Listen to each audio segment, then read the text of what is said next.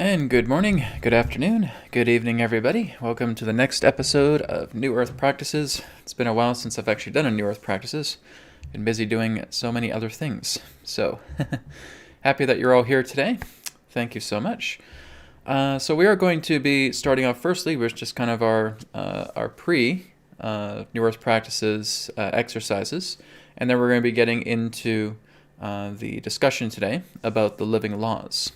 So let me just firstly do a little bit of correction on my camera here. Just be 1 second.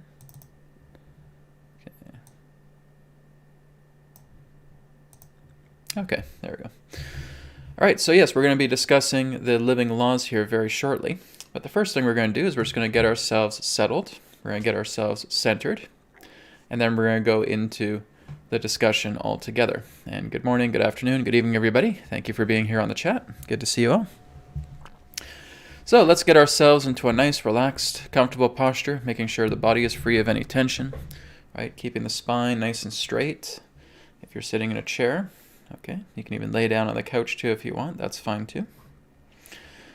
And we're just going to start off with taking some deep cleansing breaths. Okay, so deep breath in and out. Deep breath in and out.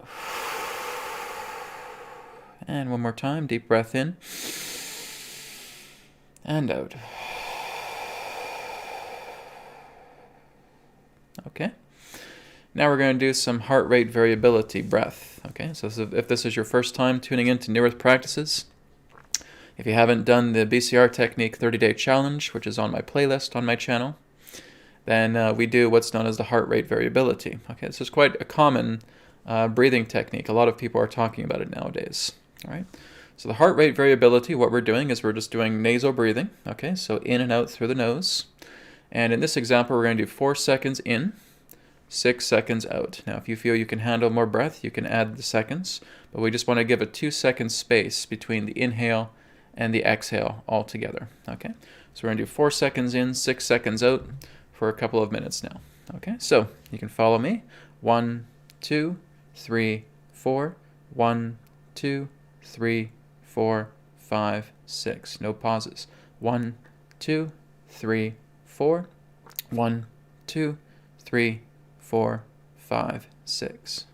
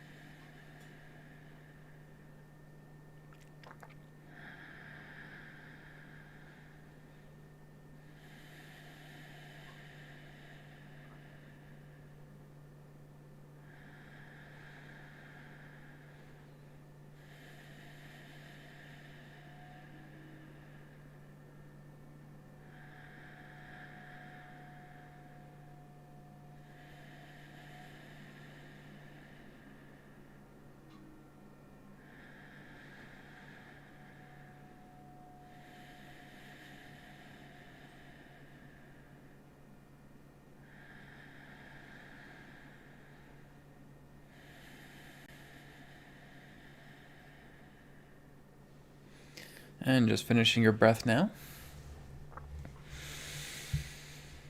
And just staying nice and relaxed. Like I said, we can do the heart rate variability for a lot longer. This is just giving you an example of it. Okay. So now that we are getting ourselves into heart rate variability, we're noticing that our body is starting to feel a lot more calmer. We're noticing that our heart rate is getting a little more lower. Okay. We're stimulating the vagus nerve within our body. The dorsal vagal complex is being stimulated. And as you start doing this, maybe for 5 minutes, 10 minutes, 20 minutes, You'll notice that you'll get some buzzing sensations in the hands. The hands will start to feel kind of heavy. You'll start to feel some tingling sensations in the skin as well too. And I also mentioned that you may start to feel some subtle movements, some subtle astral movements. And those subtle astral movements are a confirmation that you're moving a lot more deeper into the subtle body, that you're going much more into the low idle state. Right now my legs are starting to tingle quite a bit. My hands are tingling quite a bit too. And that's only from about 2 minutes worth of breath, okay? So we really want to try and get at least that 5 minutes in, right? Like I said, I'm just doing this for demonstration purposes. But when you're really going into meditation, give yourself at least 5 minutes worth of heart rate variability breath. That's going to help you to go into the subtle state, okay? A state of low idleness. And then again, you're going to feel those bodily sensations. And like I said, you may start to feel like your energy is rotating or orbiting in that way. You may also start to feel like your energy is tilting up and down, left and right, okay? You may also start to feel like you're floating energetically as well too. Like I said, those are the subtle astral movements, and that's giving you the confirmation that you're going much more into the low idle, subtle state of being. That's where we want to be, okay? So, next thing is we're going to do what's known as the peripheral pillars. Or of course, there is the Hawaiian term for it, known as hakalau, okay? I simply refer to it as peripheral pillars, but there's, again, the hakalau practice is being able to really just spread your awareness, to being aware of your peripherals. So what I suggest you do is you're just taking your fingers just like this, and you're just putting them in your peripheral vision, okay? And that's all we're doing, is we're really just focusing and being aware of our peripheral environment, okay? So if I'm looking off to the edge to my left eye, I see my index finger. If I'm looking off to the edge of my right eye, I'm seeing my index finger on my right hand. And I'm just keeping my attention there. I'm just being aware of my peripherals rather than just the foveal vision, right? The frontal vision here. If I'm staring at a dot on the wall, that's not really where my attention is going. I'm facing in that direction. But I'm really putting more of my attention and my focus on my peripherals. So again, on the left edge is the index finger, on the right edge is the index finger, and we're just bringing our attention to that. And now I want you to go a step further. I want you to imagine like you can see what is behind you without turning your head. Okay? I want you to imagine like you can see what's behind you without turning your head. You're just being aware of it.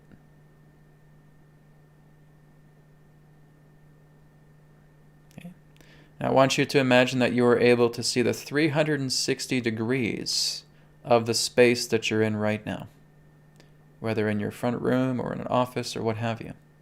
I want you to imagine that you are able to be aware of the 360 degrees of space where you are right now. I want you to bring your attention there now and just stay there.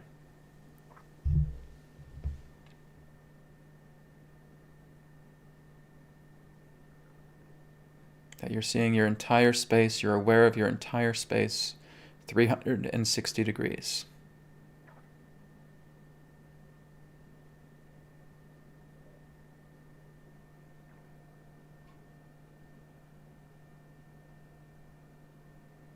Okay. Where's your thoughts when you're there?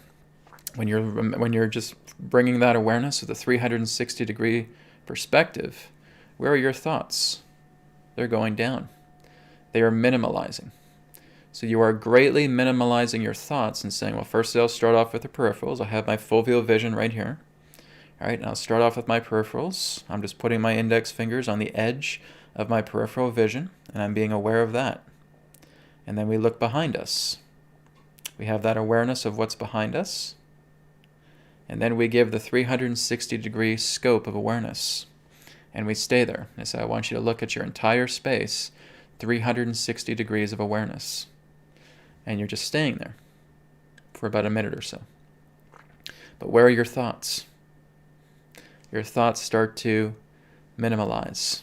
They start to shrink down because your attention and your awareness is being able to perceive your entire space 360 degrees.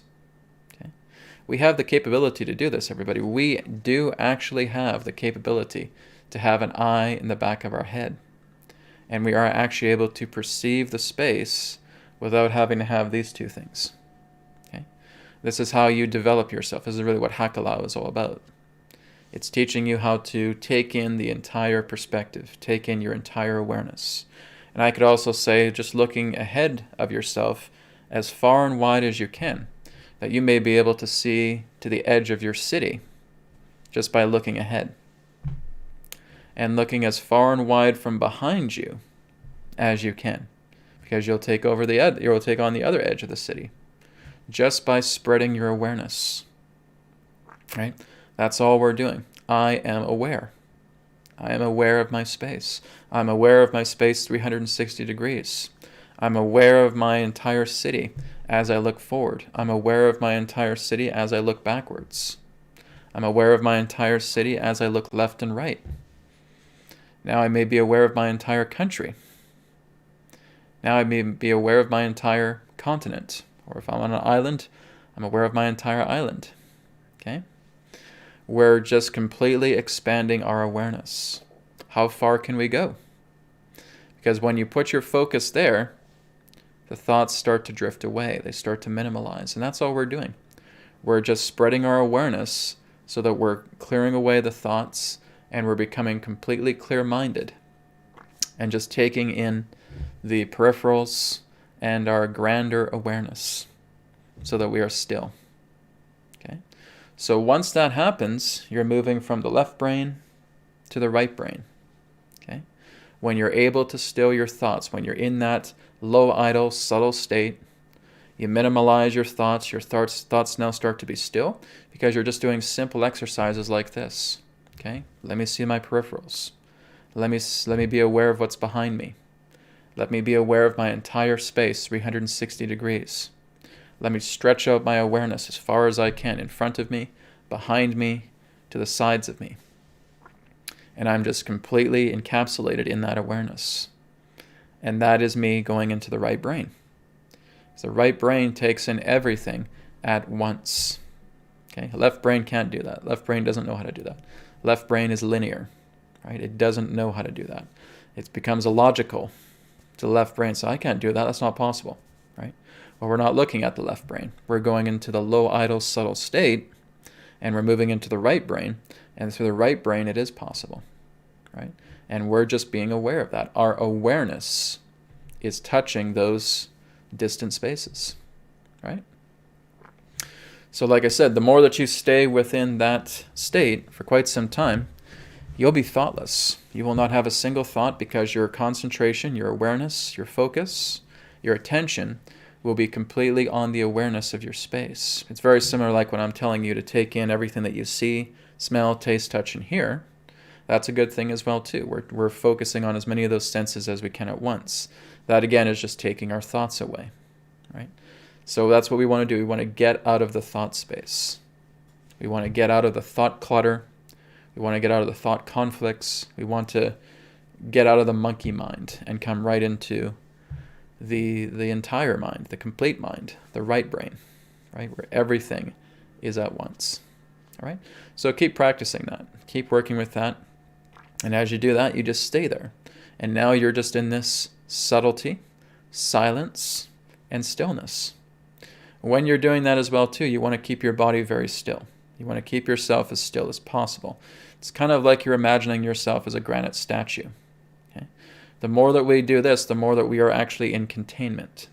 Okay? We want to be in containment. As we're in containment, this is how the energy is able to naturally circulate through us in a very, very powerful way. Okay? So if we're jolting in that way, it's kind of like if you're holding a glass of, like if you have a wine glass here, and you have wine or water at the brim. And if you jolt it, what happens? Well, you're spilling the liquid all over yourself. Okay? So that's really what we want to do. If I'm looking at this glass and if I have water right up to the brim, and if I start jolting it, well, then I'm going to get I'm going to get wet. So our goal here is to just imagine that the water the glass representing our body, and the water inside the glass representing our prana. we're keeping it as still as possible, right? So we're keeping two hands right here, and we're imagining that the water is right at the brim.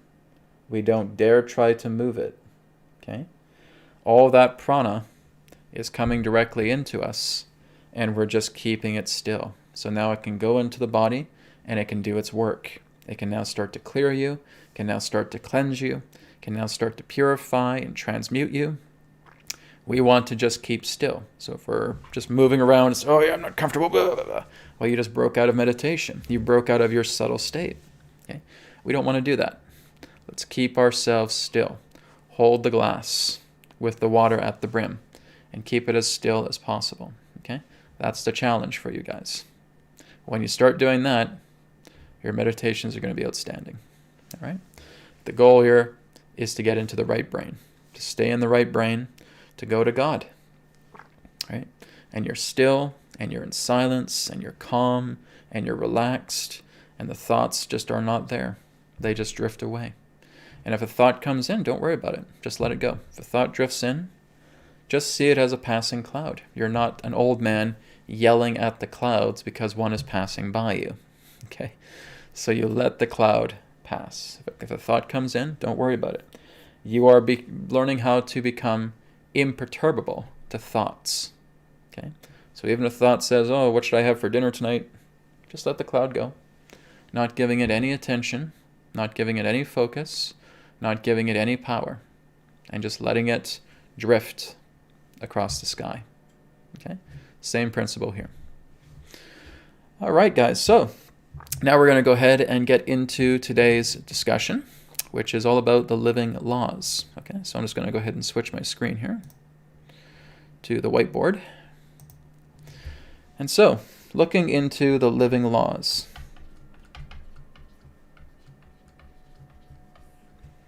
Now, it was Jesus who was actually talking about this to the people of Israel, of course, in the Bible, where he says that the commandments, looking at the idea of the commandments written on dead stone is not what's going to move you into God. It's not going to bring you into God, right? It's dead stone.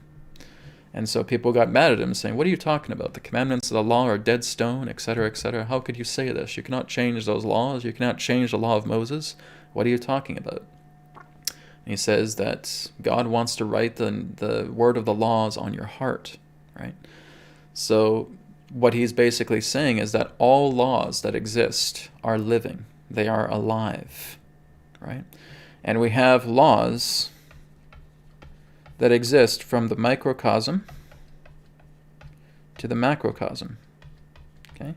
Everything has the living laws contained within it, right? So there's not one single aspect of life that is not governed by the living laws, okay? I've also called the living laws God's laws. I've also called them perfect laws. Okay? And those are appropriate as well too. We can call them living laws, God's laws, perfect laws. I prefer to refer to them as the living laws. Okay? And again, like I said, this governs all life. This governs all creation. They are the laws that Spirit has put in place for us to know that we ourselves are spirit. Okay?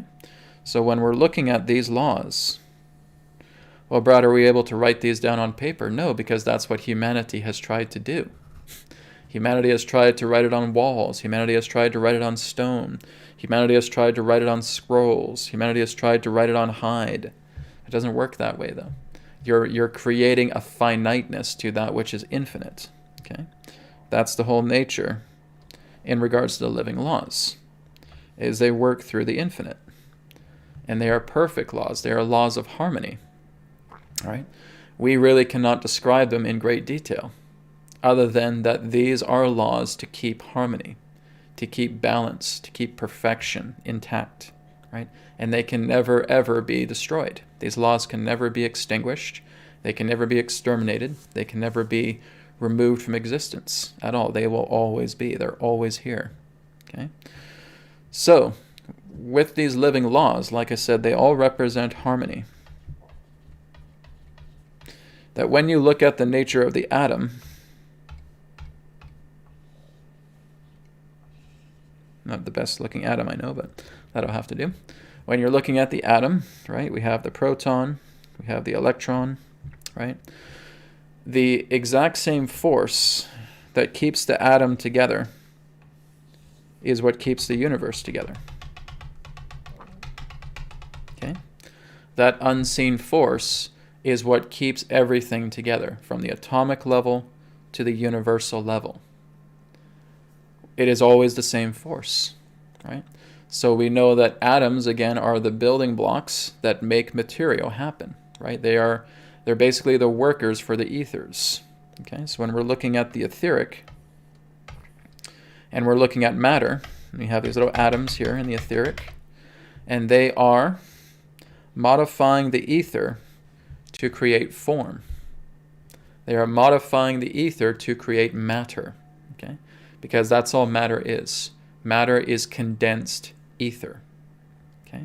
It's exactly what's around our planet right now. We have ether wrapped around our entire planet. We have ether wrapped around everything. This is what makes up the physical universe. This is the substance that is behind the entire creation of the universe. It's ether. Okay?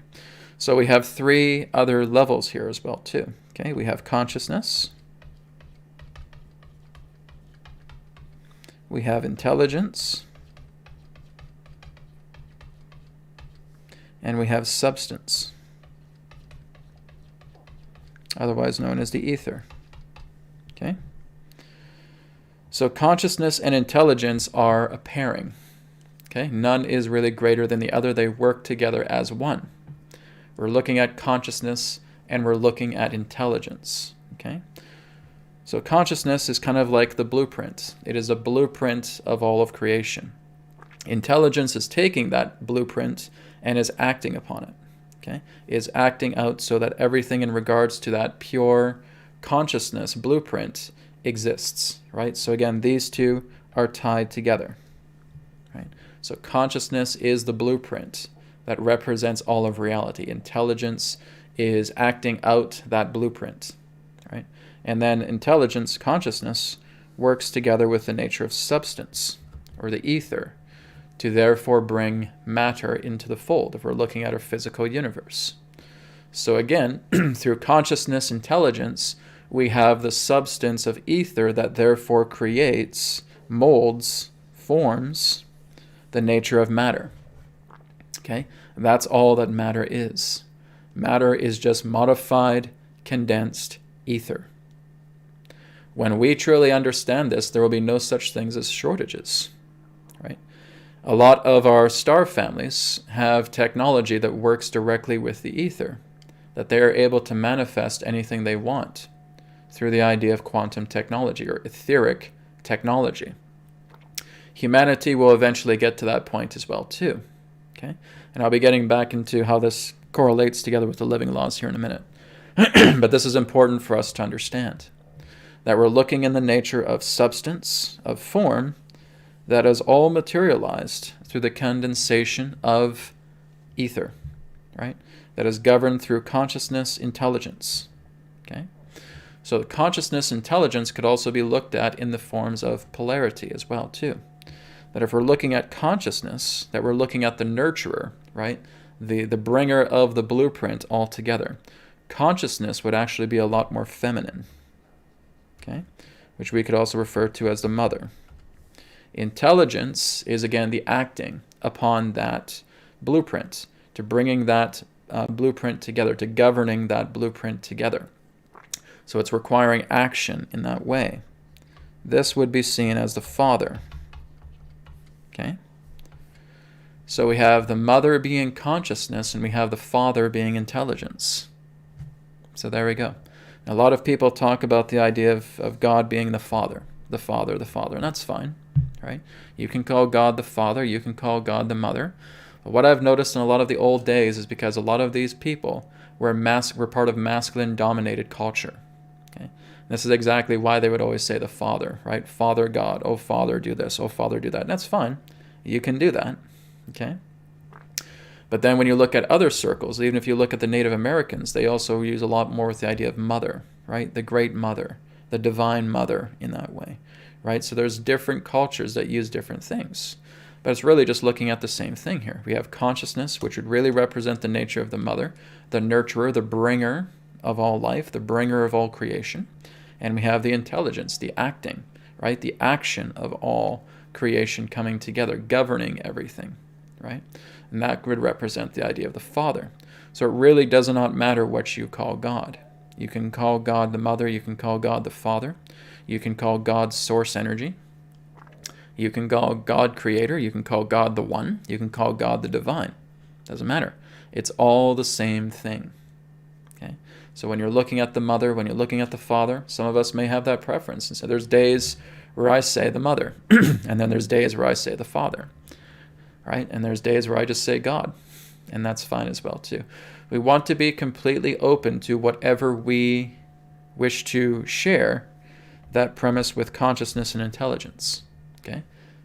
Pure consciousness, pure intelligence, representing that of the Mother, the Father, right? That would just represent their associations if we were to put gender associated together with it. So consciousness is the birth giver. It is the nurturer of all creation. And intelligence is the action. It is the management. It is working together in bringing out and acting out everything that represents the nature of consciousness. And they work together in harmony. Okay? That is in harmony with the living laws. Okay? The living laws in that sense were created in governance purely through that harmony between consciousness and intelligence, because it's one and the same. They're not divided, right? The masculine and the feminine have never really been divided. That's looking at it from a dualistic perspective, okay? You cannot divide this.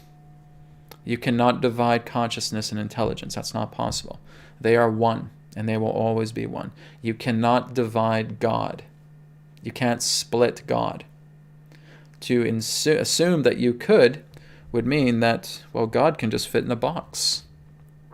God is finite, right? Spirit is finite, and consciousness, intelligence is finite, so we can just split it down the middle. And here's male and here's female, and they can just split apart, and they can't interact with each other. No, that's complete rubbish. That's nonsense.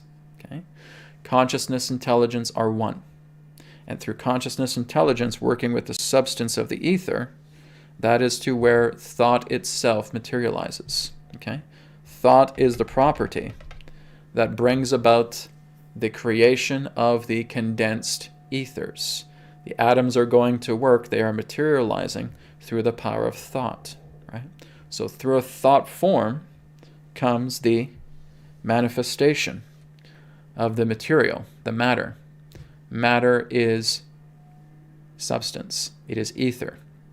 Okay? It is ether that is condensed in a certain state of vibration to therefore create that state of form.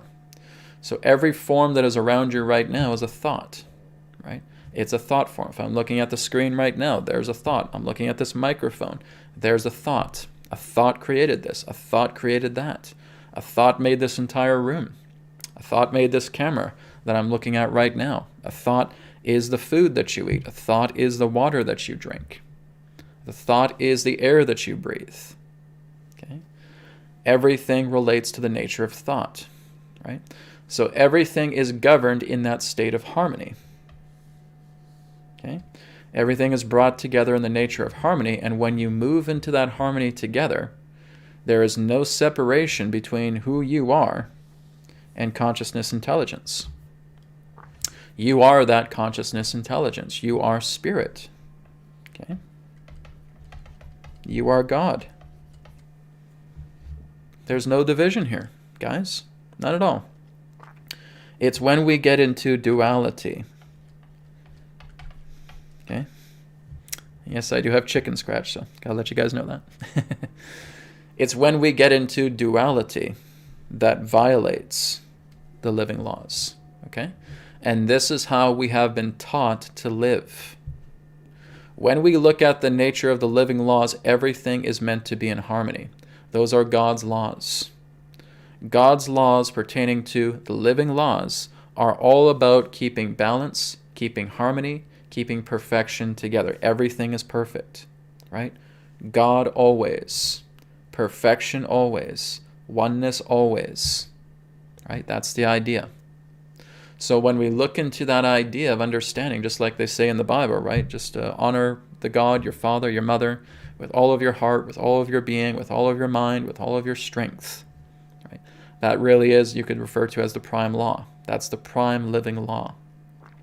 And of course, they say in the others, in the second law would be honor thy neighbor, right? Honor thy neighbor in that way, yes. Love thy neighbor as you would yourself, right? The golden rule, as they say. Treat others as you would want to be treated. Okay, and that's good. That's true. That is a harmony there, right? Anything that represents the state of harmony is in that sense true, and in that sense in association with the living law. Anything that says don't do this or don't do that, thou shalt not do this, that's a bunch of crap. Okay? It's a bunch of garbage, because that is not harmonious. You're basically just bringing about polarities. If we start bringing out polarities, this is where we end up. We end up in duality itself. Okay, I'm going to clean off the screen here. But we end up in duality itself. That is not where we want to be. Okay, so duality has been something that has been implemented upon this planet for such a very long time, many, many thousands of years. And humanity has been indoctrinated into duality. And this is a violation of the living laws. So, as the living laws represent that harmony, okay, duality would represent this. Okay, the illusion of splitting, the illusion of division, the illusion of separation, the separate self.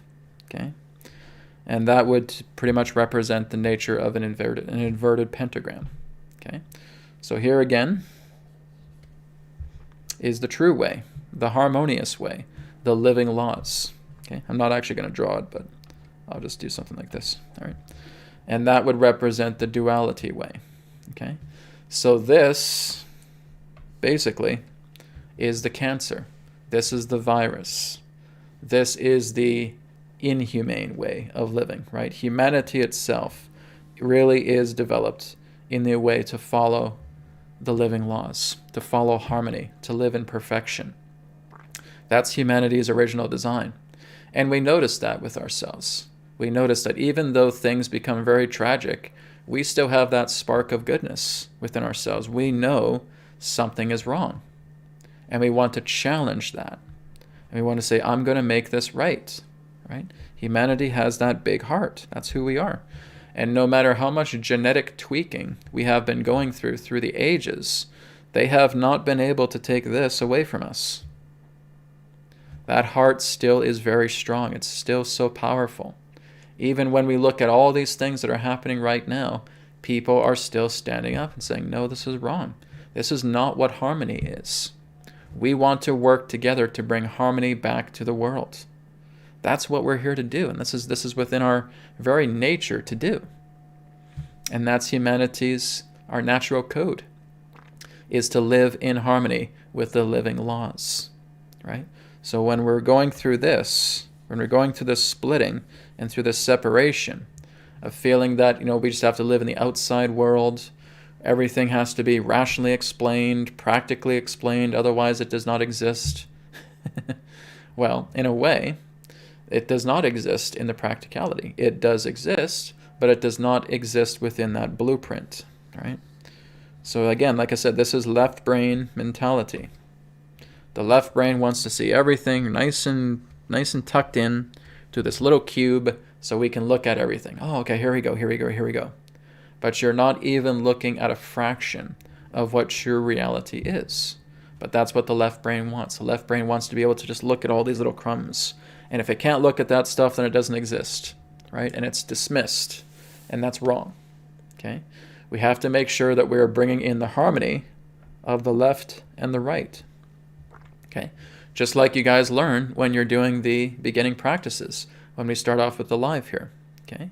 You're moving from the left brain to the right brain, and now you have this symmetry. Now you're working together in harmony because you're going into the quiet, you're going into the silence, you're keeping yourself very still, and you're letting yourself be. And now, through all of that, which the left brain can never explain, you're in harmony. How do you feel when you're in that state? How do you feel when you're completely thoughtless and you just feel so nice and relaxed and calm? How do you feel? I feel completely at peace. I feel completely in harmony. Well, logically, that doesn't make any sense. Blah, blah, blah, blah, blah, blah, blah. Right? And scientists will try and start to put on all these diodes and start to wire you up and try to figure out what's going on by looking at their fancy little scientific devices. And they think that they get it. They don't. Right? It's like looking at a car here, and you just hear it getting started up, and you see it moving. Okay, well, cool. There's a car here. It's moving and all that stuff, but they don't know of the inner mechanisms of what's making that car go. It's the same thing with us. We're too busy looking at the outside. We're too busy looking at the shell of things. We're too busy just looking at the mechanics of things, and we do not see the essence. And that's what, again, the harmony of the living laws represents. The harmony of the living laws represent the essence of all life.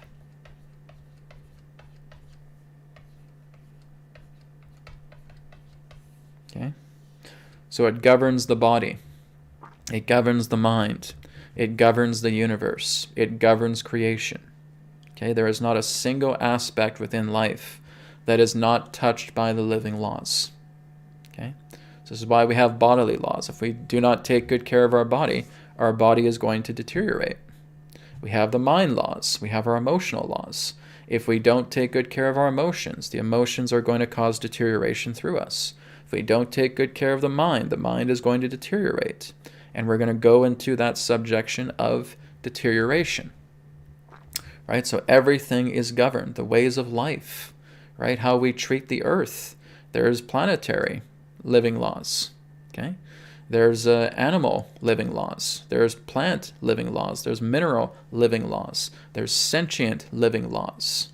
It continues to go. It's through the microcosm to the macrocosm. It's this infinite ladder that never ends. And they all have these rungs. But at the highest of that infinite ladder is God, is spirit. Okay? That is the highest. And that's where you look at the commandments. And it's really just those two commandments you have to pay attention to. The first one, honor the mother, father, God, with all of your heart, with all of your body, with all of your soul, with all of your mind, right? And then love each person as you love yourself. That's it. Those are the only two harmonious laws out of the commandments altogether. The rest are a bunch of crap. Because they honor harmony, okay? When you're looking at the nature of true laws, in the living laws principle, they have to honor harmony. They represent perfection. They are not polarized, right? So we're not looking at this. If there's any rules that are following the nature of duality, they will die. Those rules will not last. They have a time limit. They're like a ticking time bomb ready to go off. Here's the fuse right here, right? And here's the spark. And it's getting closer and closer and closer, and that's why there's been so many different ancient civilizations. They started off very harmonious, and then they went down the path of duality. And they wanted to rule, and they wanted to conquer, and they wanted to be higher than man. They wanted to see themselves as gods among men, and they did not honor life. And so here's the fuse. Boom. Every single one of them died because they did not honor the nature of the living laws. If you want a civilization to be everlasting, it has to honor the living laws. If a civilization does not honor this, it will die. Because again, it's just a ticking time bomb. Fortunately, right now, we're seeing this. We're seeing how this system is not working, and we're being given the opportunity to change it, so that we are going to be living in a society that honors the living laws. That time is coming. Right? It's going to take a couple of generations at least, but that time is coming. We're doing the cleanup right now for it, because we're now moving into that destiny path, where we are living through the living laws. So everything about the living laws is the nature of harmony. It's the nature of balance. It's perfection, right? Perfection always. Even Jesus said this, right? Be perfect, just as your Father in heaven is perfect. Okay? That's the whole idea. We have to look at it in that way. If we see that, if we live in harmony, you'll never die. You'll never die. The physical body will perish at some particular point, but you won't.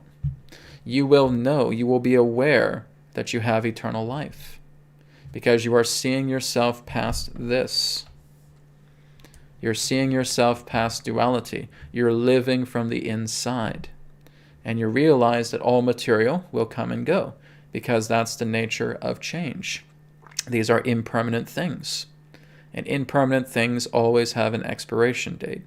Does not matter if we make them live for hundreds of years or thousands of years. It's still limitation. It's still a blink in the eye of creation. Right? So the whole idea here is to give up this. It's to give up duality. Duality does nothing for you. Okay? When we're living in the outside, like I said, we follow an inverted pentagram path. We get into chaos. So like I said, duality is that cancer. It's the parasite. It's the nature of the ego and the ignorance that brings about this distorted way of living. It violates the living laws. So this again is why God put those living laws in place and saying that as long as you follow the living laws, you will always be harmony. You will be eternal. You will live forever. You will have eternal life. You do not need to go through these karmic cycles. You do not need to go through these emotional uproars. You do not need to go through these mental conflicts, bodily conflicts. Right? So as long as we subscribe to duality, that's where you get sick, that's where you get injured, that's where you get harmed, that's where you suffer. Okay? That's what duality has, guys. So we have to ask ourselves, why do I keep living in duality? It's time for me to focus on here. It's time for me to let go of the world right now and to go into a self-withdrawal, to go into a self-retreat and start working with my heart and looking at all these conflicts. Oh, Brad, how do I repair those conflicts? Through this, through the living laws. Living laws are about harmony. Living laws are about peace. Living laws are about bringing that true perfection into yourself. Perfection always. However that needs to come to you. Whether you're just reinforcing so much love into yourself because you see yourself in that harmony, just like what we did here at the beginning of the broadcast, where you guys were doing those simple exercises, doing heart rate variability, working with the peripherals, doing Hakala, right? Being able to take in your 360-degree perspective and seeing the thoughts diminish and seeing yourself being very still. And now just being in that harmony, being in that peace. That is what completely clears out this. Okay? And there's the BCR technique. There's the cord removal healing. These two are very simple things. We're getting ourselves doing breath work. We're getting ourselves into calmness. We're getting ourselves into reinforcement. And we're reinforcing the love because that's what's in lack. Okay? Duality and lack are one and the same. If we still feed that lack, then we still walk that inverted pentagram path. We still honor duality by being in lack. It's because we just keep giving ourselves these dramas. These dramas aren't going to end, guys, for as long as you're feeding the outside world through you. These dramas are not going to end. The conflict is only going to intensify. The only way you're ever going to be free with them is by being here. Is by harmonizing yourself through the living laws, bringing yourself into harmony, into balance, into perfection, into peace, right? It's all just perfection. God always, perfection always, oneness always, right? Knowing that you are connected to everyone and to everything. You are also learning, and this is something that I have not touched on yet, okay? And this is a very important thing because a lot of the Eastern philosophies talk about this too. You are also learning this.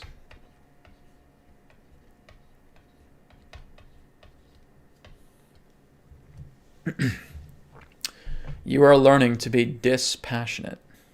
Okay? That's very, very tough for the Western world. Brad, I want a big house.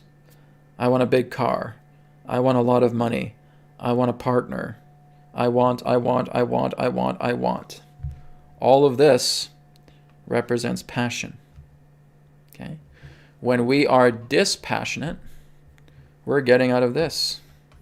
We're getting out of duality completely, which means we are dispassionate towards the world and everything in it.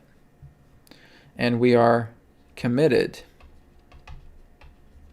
or rather truly passionate, about God.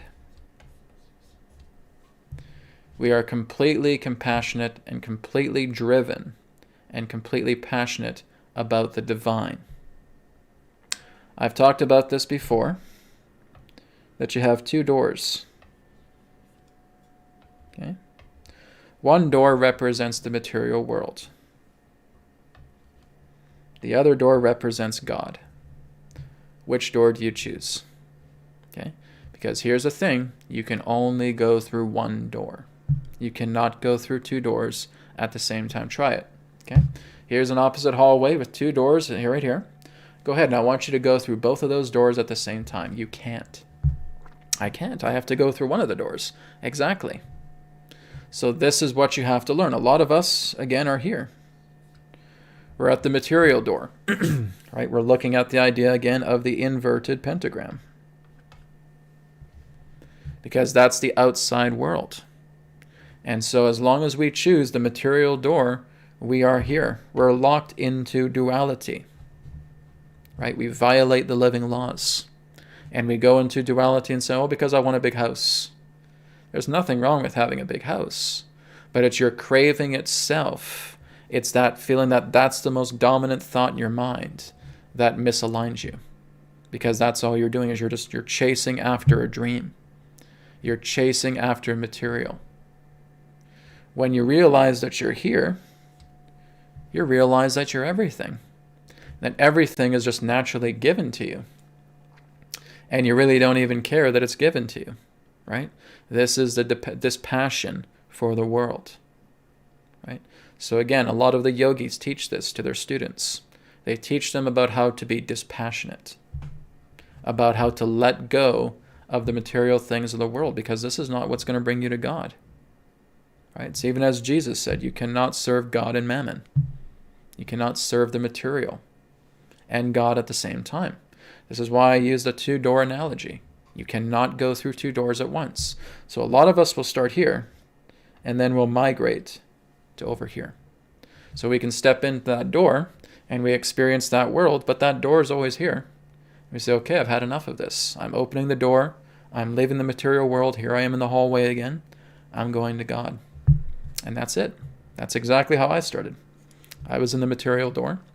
I wanted to have a big house. I wanted to be successful. I wanted to do all these things, right, in the old days, prior to my awakening, right? I wanted to have all this success and all of this money and wanting to have a good place and all of that, right? Having a family, etc., and having that as my material life. And then as I started to awaken myself spiritually over the years, I realized how completely unimportant this is. Because when I'm here, it's like basically saying, do I want to go into the most beautiful reality of heaven that I could ever imagine, or do I want to live in a dumpster? That's basically the equivalence here. You're looking at something that is so magnificent, where everything is basically made out of gold and silver and platinum and jewels everywhere, and there's rainbows shining everywhere, and every single person you made is a divine angel, and that still doesn't even describe the nature of the heavenly world, right? Or I can live in the material world and live in a dumpster. Because that's it. It becomes a dumpster fire. Because that's what the material world is. It's a dumpster fire. Right? We think that we can get the richest rewards out of living in a material world. No. Not even close. You do not know the heavenly world. And you will know the heavenly world when you start going inside. When you move from the left brain to the right brain. When you realize that I am spirit. I am God. All of this already belongs to me. But I don't really care. Because I already have everything. Right? Every single form of material that exists is already mine. It's already here. Because I am God. I am spirit. I don't see myself as a man or a woman or a child. I see myself as divine spirit. That's who I am. That's my true nature. That is the essence of who I am. And so looking at that, you'll never want to go back into the material world, because the material world is so unbelievably limited. It's so unbelievably confining. Of course people are miserable. Look at people today. Is the world in a state of happiness? Is the world just dancing in rainbow light? No. They're miserable beyond comprehension. Why is that? Because they've given so much power to this. You've given so much power to the material. You've given so much power to lack. And look where it's got you. Right? This again is where we really have to check in with ourselves and saying that I am going to now work with the living laws. I'm going to work with perfection, because that's where perfection is. God doesn't create the imperfect. God creates perfection. It's we ourselves with our own attitudes, with our own polarities, where we think we know what's best, that violates the living laws, that puts us in disharmony, that puts us in imperfection, that puts us in impermanence. We're responsible for that, not God. Because God's not the one saying, okay, I'm going to cast you guys into this hellhole, and that's it. You're going to have to sit there and like it. No, God's never done that. God only sees you in perfection. And that's how you're able to meet God. You have to strip away everything that represents your dualistic personality, your ego personality. You have to strip it all away, and God will appear. Right? And there are those moments where we feel just that complete and total harmony, because for that moment, we stripped away all the garbage. And now we feel God with us. Now Spirit is with us, because of that beautiful moment that we had, where we were able to see everything melt away. But everything again resurfaces again. And the reason why you get that is saying this is what life will be like when you strip all this away. So we're going to give you a sneak preview. We're going to give you a trailer. Okay? Here's what it's like to be one with God. And you are so completely captivated. You are so in complete and total bliss. You can't even describe it. It's bliss beyond anything you can ever even perceive of. And you experience it. And it lasts for a short time as the walls of duality come back. And they merge back together. And saying, what the hell? What? I was in bliss. Why is that going away? Because that's just a sneak preview. That's just a sneak peek. That's where you will be naturally when you clean this crap out of you. When you come in here. Right? And I've talked to many people who have had their God moments. Right? They just felt like everything just melted away. Maybe it only lasted a few minutes. Maybe it only lasted a few seconds. Maybe it lasted a couple hours. But nonetheless, they had those moments where just everything melted away. And it was just heavenly and divine and beautiful and blissful. It was perfection. And then all of a sudden, all of this came back again. Brad, why'd that happen? Because God is attempting to show you what it's like to be with God once you clear all this crap away. Okay, well, I'll start doing it. There you go. That's your inspiration. You have a passion towards God and a dispassion towards the world. Right? You are walking the planet, but you are not part of the planet. You're just passing through. You do your work as you need to do your work. You talk to people as you need to talk to people. You do your daily routine as you do your daily routine. It really doesn't mean anything to you because your heart is with God. Right? And you see every single person as God as well. And that's why you want to help them. That's why you want to serve them. Because you see God as them as you see yourself. Right? That goes back into the idea of a second commandment. Love each other.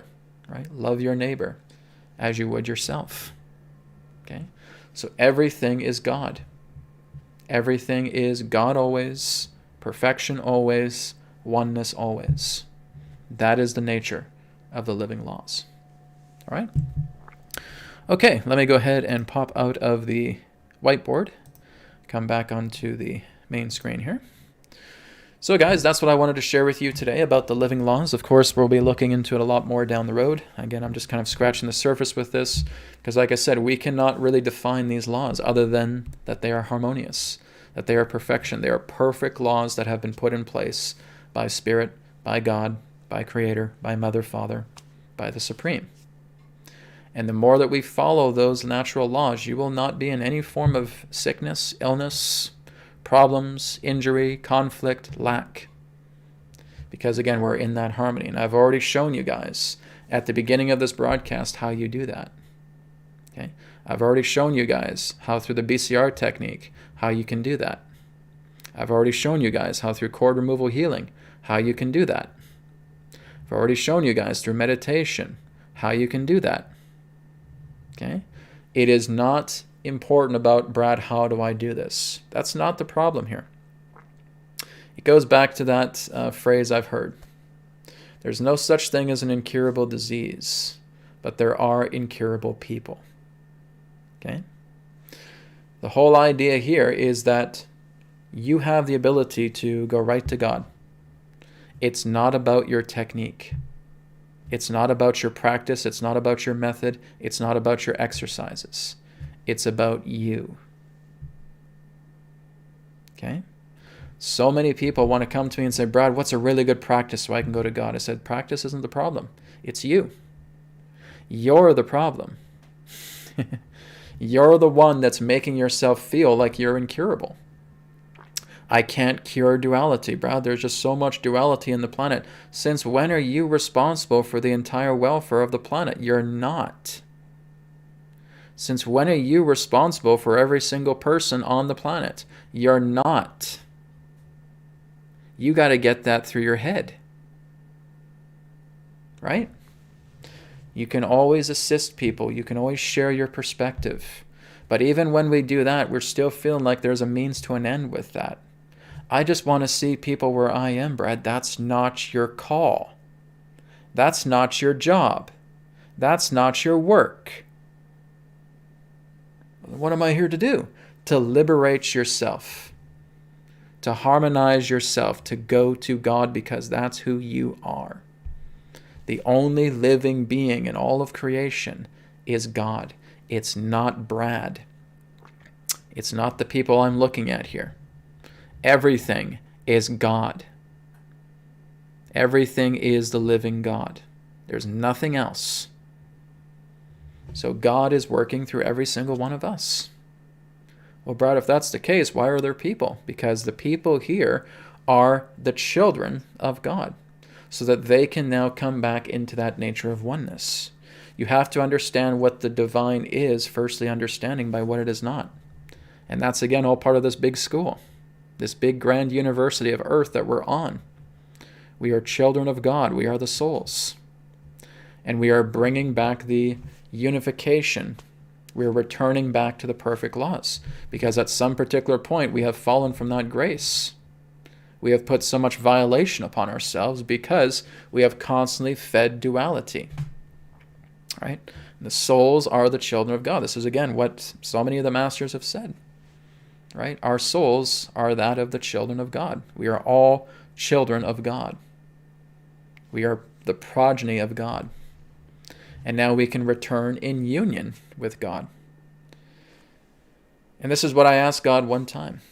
I said, God, why did you create all life? Why did you create all of us? And the answer I got, so that you can be as I am. That was it.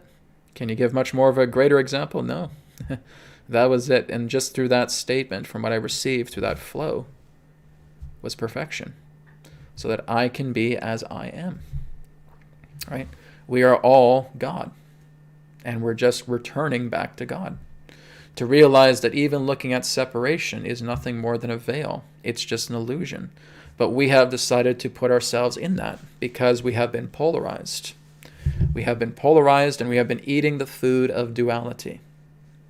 We have been eating this rotten food, this bitter food, because we think at some particular point thought that we were the gods among men, that we were the gods highest, and that what we were doing is the right thing when it wasn't.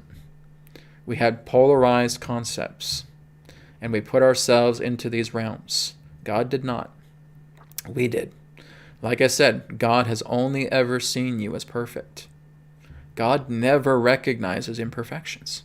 Can't be done. Right? God will never say, oh my God, you're such a screw up. My God, you're my kid. Ugh, I'm going to disown you. Okay? God can't do that. God never sees you in imperfection because he's not even aware of the nature of imperfection. Okay? There's a reason why he put these living laws in place. Because he's keeping his children in the living laws. He cannot go in and just look at you and say, oh, look, Brad's down there. Whew, boy, is he ever screwing up. What an idiot. Okay? God doesn't work that way. God only sees you in perfection. Then, Brad, why are we in duality? Because we've put ourselves there. That's what we're able to do as soul. So again, going back to that phrase that God created us in his image, in her image. Okay? But it's not the idea of looking at an image. It's more so about the idea of looking at an imprint. Right? We have the imprint of God within ourselves. Rather than an image, I would replace that word with imprint. God created us in his, her imprint. Right? In his, her essence. Because that's who we are. We can create as God creates. That's what we've been given as souls. So we come here to bail ourselves out. We need to look at all these things that we have put ourselves through. We're the ones that have put ourselves through hell, guys. It's not God. And I hear that all the time with a lot of religious fundamentalists. Oh, if God's real, then why has he put through all of us through this? Who says that God put you through all of this? That God come down to you in a human body and said, hey, by the way, I'm the one that screwed you up. No. So why are you blaming all this on God? You have no one to blame but yourself. You put yourself here. You made the decisions that brought your suffering upon yourself because of your polarized ego ignorance. You're the one that has done it. And people don't want to hear that because, oh my God, that means I'm responsible. I'm responsible for cleaning myself up. I'm responsible for making things right again. Brad, you mean nobody else can do this for me? Nope. Maybe they start running amok. Maybe they start freaking out. They start running down the streets, hitting trash cans or something. I don't know. But yes, this is all about us taking responsibility, even with the world as it is right now. Okay? We can throw all this hate on government. We can throw all this hate on politics. We can throw all this hate on politicians and rulers. Guys, we're the ones that put ourselves here. And now we're realizing this, and now we're standing up and we're working together. And we're putting an end to this because this is what we've been constantly feeding lifetime after lifetime, century after century, civilization after civilization. We've been through this before, countless times. And now's the time, here and now, in this moment, in this lifetime, to clean all that crap up by standing up and taking responsibility for yourselves and working together with people that are also doing the same.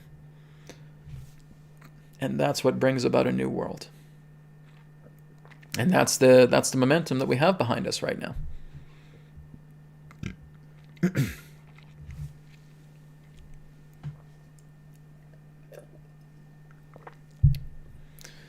So I really want you guys just to take in everything that has been shared today. Okay? This is very, very important for you to realize. Whether you believe me or not doesn't matter, because your heart's going to tell you the same thing. Okay? Duality has been created because of our polarity, because of what we have decided to give our power to, because we were tempted at some particular point. So, oh, this is very interesting. Oh, maybe I'll go ahead and get involved with this. Not realizing that it was completely out of harmony with the living laws. And now we fall from grace. But the good news is that even when you hit rock bottom, there's only one more place to go, and that's up. And that's where we're going. A lot of us have hit rock bottom. A lot of us have gone through tremendous amounts of suffering because, again, we have made erroneous decisions. Okay? I have to put the blame on myself for that. I'm not going to say, oh, it was my mom, it was my dad, it was my brother, my sister, my best friend, my high school teacher, my gymnastics teacher, whatever. My yoga teacher, it's all their fault. No, that's idiocy and that's ignorance. You have to take responsibility for yourselves. Right?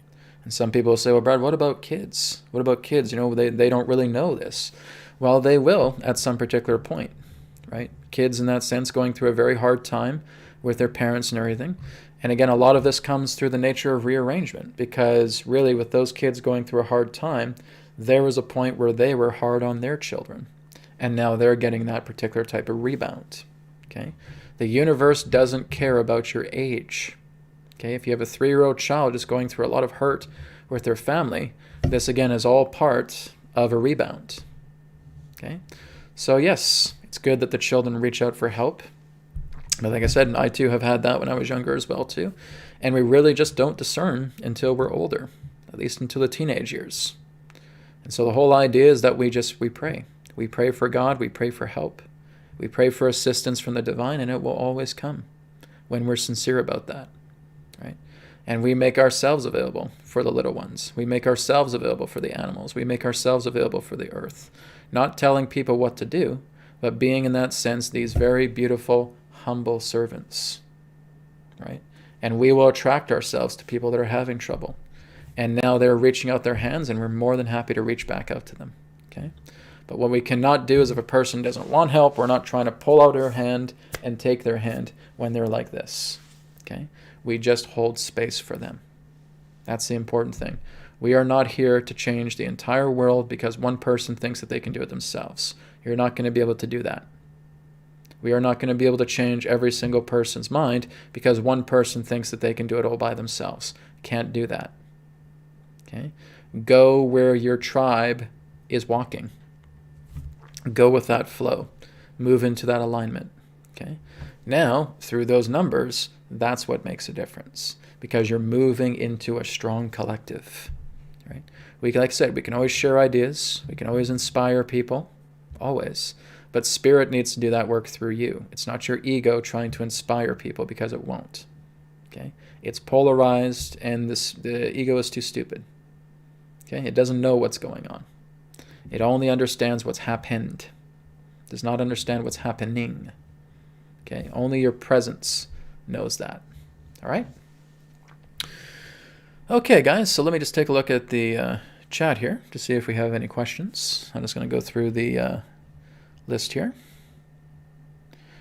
And I'll be back tomorrow again, guys, for New Earth TV Live, where I will be taking more open Q&A. Today, the question and answers are mostly just about what I've shared today, more about your spiritual journey, your inner journey, okay? If we're looking at stuff with vaccinations and all that stuff, save that for tomorrow, okay?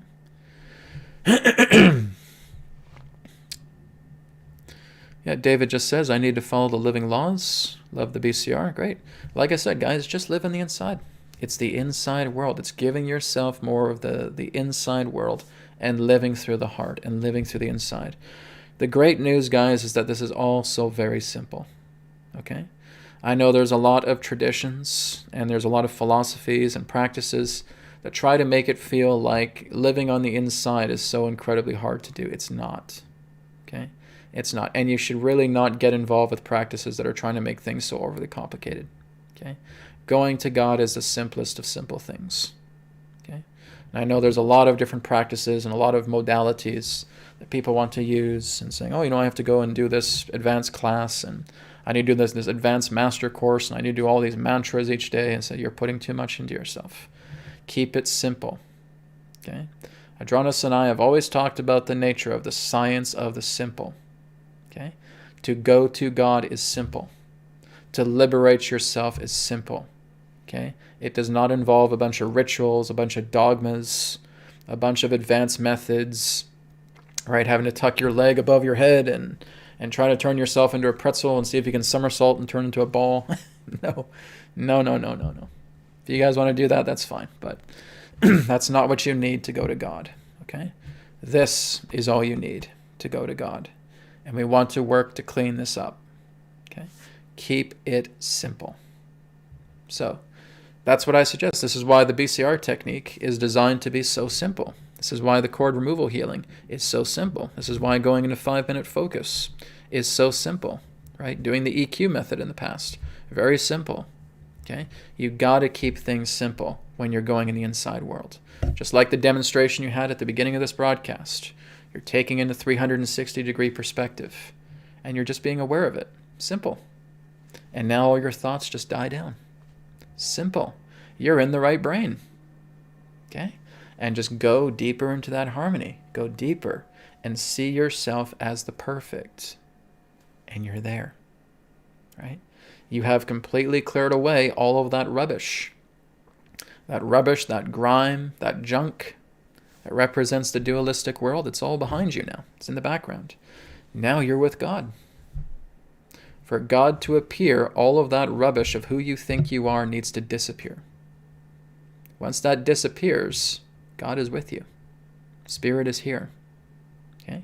Keep it simple. Don't complicate the heck out of things. That's not going to get you anywhere, right? Doing the inner work is meant to be simple. The reason why we feel it's hard is because we're looking now at all these things that we have fueled. We're looking at all these things we've assigned into ourselves. Right? Oh, but I got to do this, and I got to take care of that, and my family doesn't like me, and blah, blah, blah, blah. And all this stuff is happening. And we're just putting all of that fuel. We're adding all of that gasoline to these outer conflicts. And we don't think that we're stronger than those outer conflicts. Of course you are. Those things are minuscule. They do not even compare on a scale to the nature of the divine.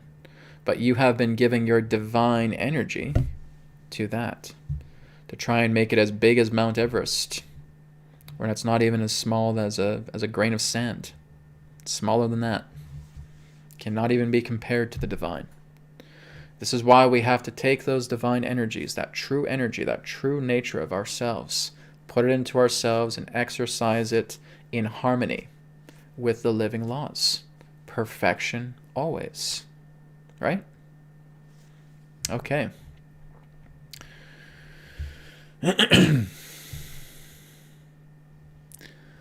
Christine says, question, I have noticed that as I feel anxiety, and she cut off. Okay. Sorry, I didn't get all of your question there, Christine. Here's from Pierre. Actually, let me go back to Maria. Which practice helps us to ward off unwanted frequencies? Right here. Okay. Your heart. Guys, like I said, do you remember what I said? It's not about a practice. It's about you. Okay? If I tell you guys, everybody just go do the BCR technique.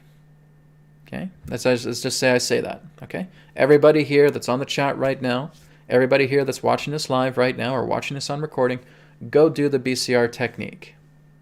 Okay? And here's the practice that you can do. A lot of people say, Brad, that worked really, really well. Someone says, Brad, I'm not really getting it. I'm not really going there. And I look into that person and I said, it's not the problem. The problem is not the practice. The problem is you. You have made yourself feel that your conflicts are like a gigantic wall that never ends. So again, it does not matter what practice you do it. It does not matter what practice you do. It does not matter what practice you perform. Okay? Guys, I have free practices on my channel here for you. Okay? That's not the problem. The problem is yourself. You still make your fear and your conflicts and your pain and your suffering greater than the love, which means you have to learn to shrink down those problems. And we start off just very simply with the breath and reflection inwards. Why am I giving this problem so much power?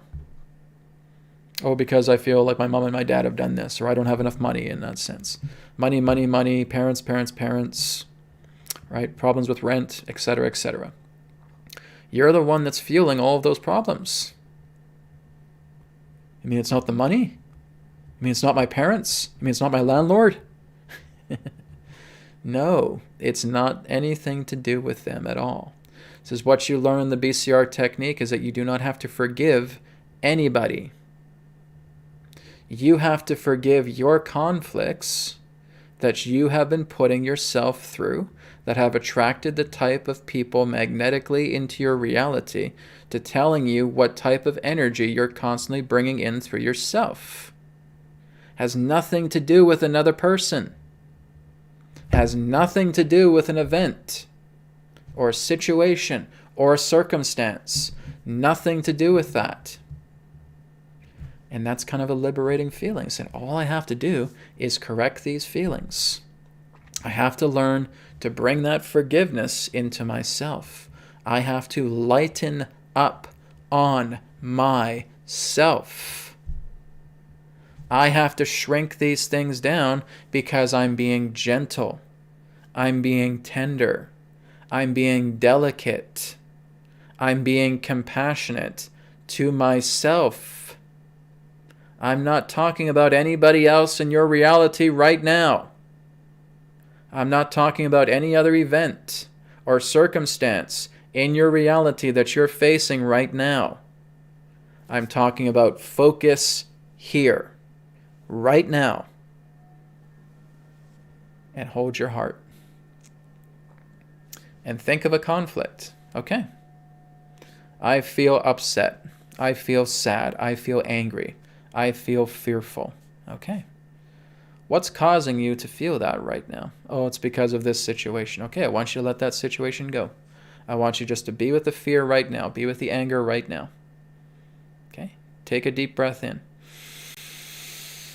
Let it out slowly through the nose. Okay, now I want you to do this. Please pay attention. Are you guys paying attention? Pay attention. Okay? I want you to look at that problem. I want you to look at that emotional situation that you're going through, the conflict that's right here. And I want you to say the following affirmation. God is making me better and better. God is making me better and better. God is making me better and better. God is making me better and better. God is making me better and better. God is making me better and better. God is making me better and better. And just doing something like that where you truly feel the words, where you have put your ownership behind those words, what's happening to that emotion? What's happening to my hand right now, guys? It's shriveling up. And it's falling down. And it starts to get smaller and smaller and smaller. God is making me better and better. God is making me better and better. God is making me better and better. God is perfection. Right? God is making me better and better. And now that shrinks down. Look what I did within about 30 seconds, guys. Look what I did within about 30 seconds. Just by putting my energy there. So why are you still confused? Do you realize what you're doing when you're putting that forward? You're bringing your power back in here, rather than putting all of your power of victimization and duality and violating the living laws and walking the inverted pentagram path. You bring it back in here. God is making me better and better. God is making me better and better. God is making me better and better. God is making me better and better. Was that difficult, guys? Was I asking you to solve a quadratic equation? Was I asking you to solve this equation of advanced trigonometry? Was I telling you to give me a rocket scientist equation here on the whiteboard? Okay? Look how simple that is. Now that you've shrunk it down, now you can do BCR technique. Piece of cake. Okay? You're the one. You are the one that is bloating up your problems. You are the one that is responsible for every single one of your problems. There's nobody else here. You're the only perceiver here.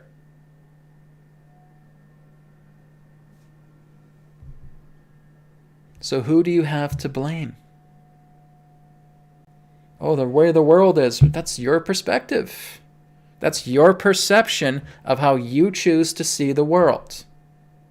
You are not going into someone else's body and perceiving the world from their eyes. And if you are, stop doing that.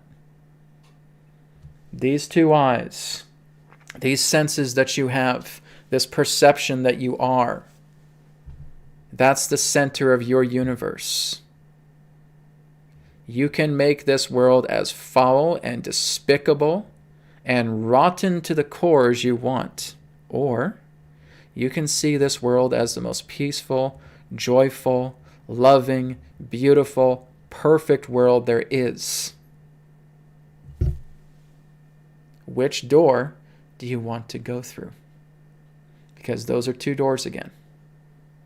Right? Rather than subscribing to the idea, Brad, we're on a prison planet.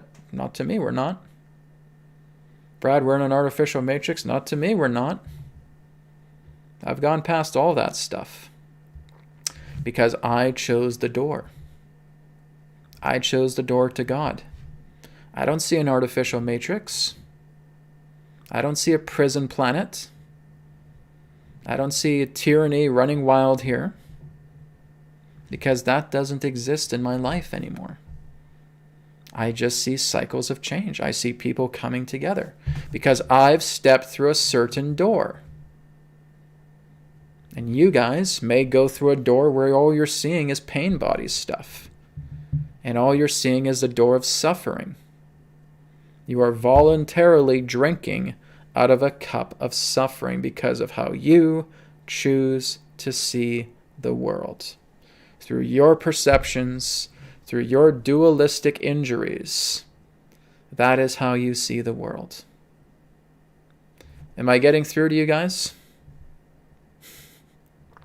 Are you now realizing that when you bring your power back to yourself, nothing is impossible?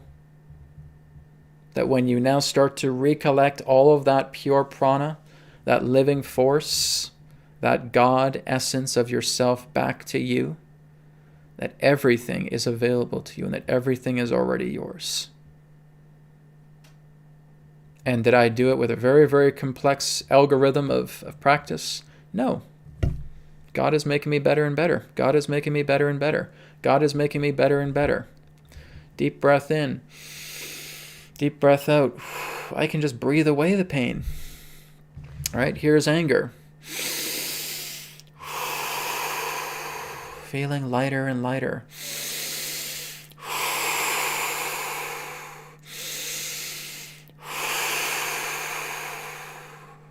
I just breathed it away. Did I ask you guys for more trigonometry? For more calculus? For more quadratic equations? For more rocket science algorithms? I just told you guys to breathe. And just feel yourself getting lighter with each breath. That God is in my breath. And I take a few breaths and it's gone. Come on, guys. When is this going to stop? When are you guys going to stop making excuses about your problems? About people in your life? Brad, I'm getting screwed over. You're screwing yourself. Brad, I'm in this conflict. You're in your own conflict. You've nurtured it through yourself. It's all you. There's nobody else here. It's you. This is why I say you don't need to forgive people. You only have to forgive yourself. You only have to be light on your own feet. You have to let yourself float. You got to be in love with right here. That's your requirement. That's your prerequisite. That is what needs to happen. And when you're there, all this goes away. Just like that. You have to get on your own side. You have to stop feeding your ignorance and your ego about living in the outside world. It's not going to get you anywhere. You're going to continue to trip over your own feet. You're going to continue to get your bumps and your bruises and your lacerations and your suffering because you keep looking out here. And you're not living in here. Pay attention, guys. Pay attention. This is all so very simple. Okay? But you have to get on the side of the simple. Right? God is making me better and better.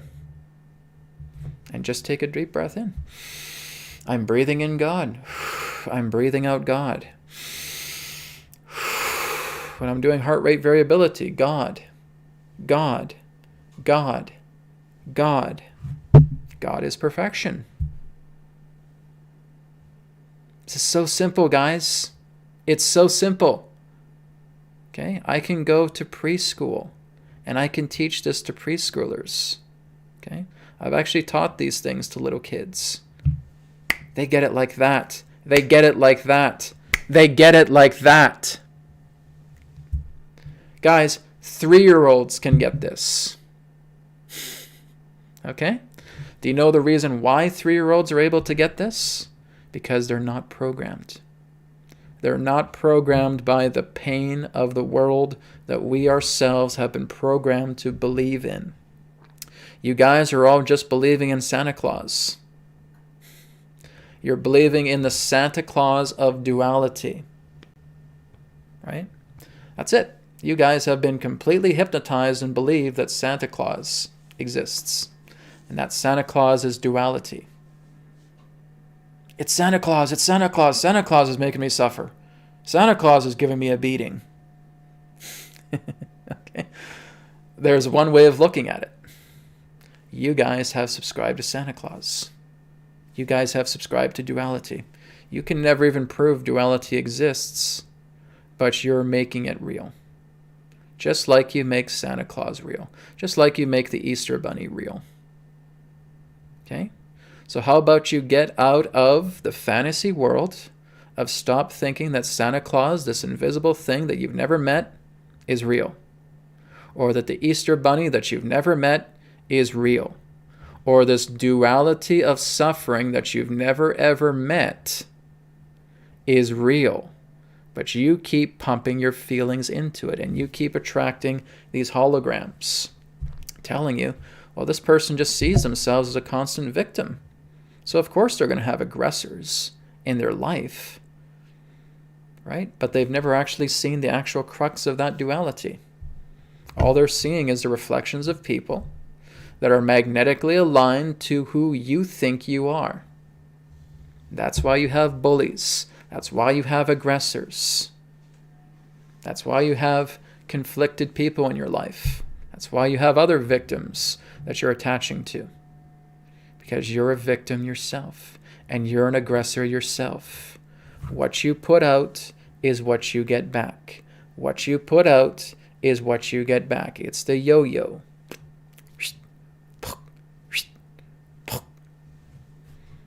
So what happens when you live in here? What happens when you're completely at peace? All those holograms, all of those magnetic forces that you once attracted when you were in duality go away and fade away because you're at peace. I can say this from personal experience, right? Because I was there in the past too. Attracting these people who were horrible because I saw myself in victim consciousness, because I saw myself as an aggressor, because I saw myself as a stubborn ass, right? So I would attract other stubborn asses into my reality. But then when I changed and I shifted and I went back in here and came into peace, all gone. Cutting the cords. Released. Okay? So please just look into this again and again, as many times as you need to, until you realize going inside is the simplest thing ever. And I just have to get on my side. Once I'm on my side, everything is easy street. That's what I have to do by living on the inside. All right? Thank you, guys. We're going to wrap up now. Again, I'll be back tomorrow Friday for New Earth TV Live, starting at 11 a.m. Pacific. We're going to do some distance healing. We're going to do some Q&A. We're also going to do some mass earth meditation tomorrow as well, too. All right? Thank you, guys. I'm glad I gave you guys, hopefully some of you, a proverbial kick in the butt. That's why I'm here. That's why I do what I do, okay? It's not to get mean with you guys, but it's to really say I have to speak loud so that these can really, really sink in. And it works. Just the kind of person I am, right? All right, guys, have a good one, and I'll speak to you again tomorrow, and I'll talk to you again in another perspective of the now. Take care. Thank you very much for checking out the New Earth Teachings YouTube channel. Feel free to like, comment, share, and subscribe. And you can check out the websites, newearthteachings.com, where you can order a private session, 3 questions by email, EQ method, and a lot more. And you can also check out healingcodecards.com, where you can grab your mind deck, your body deck, and of course the brand new Body Deck Special Edition. All of these are available in digital editions as well. And you can also get a shirt just like this through healingcodeshop.com, where you can experience the healing codes in apparel form. So feel free to check out these websites. Thank you so much, and I'll speak to you again in the next video. Be well.